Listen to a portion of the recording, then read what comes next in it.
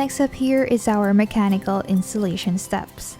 It will only take you 3 steps to finish the whole mechanical installation.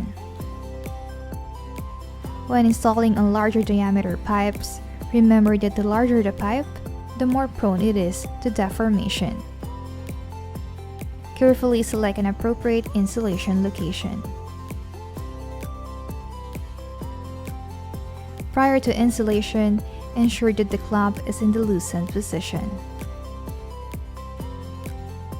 Step 1. Clamp. Once you have identified the right installation spot, securely attach the EchoSense ultrasonic flow meter by clamping the upper and lower brackets around the pipe. During installation, avoid applying excessive force to the device body to prevent any risk of damage. Step 2. Screw. Secure the screws at the 4 corners of the upper cover. For optimal performance and even force distribution, it's recommended to lightly tighten the screws in a diagonal sequence.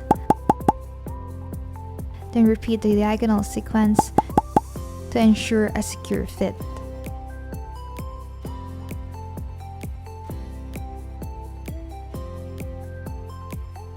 Step 3. Tight. After securing the screws, align the EchoSense ultrasonic flow meter in the recommended installation direction.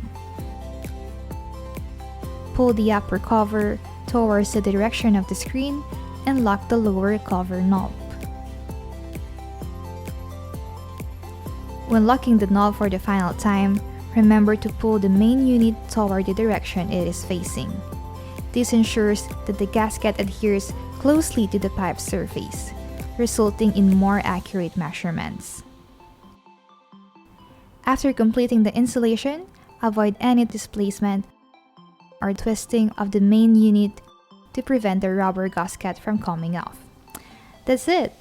Quick and easy flow meter installation onto your pipe.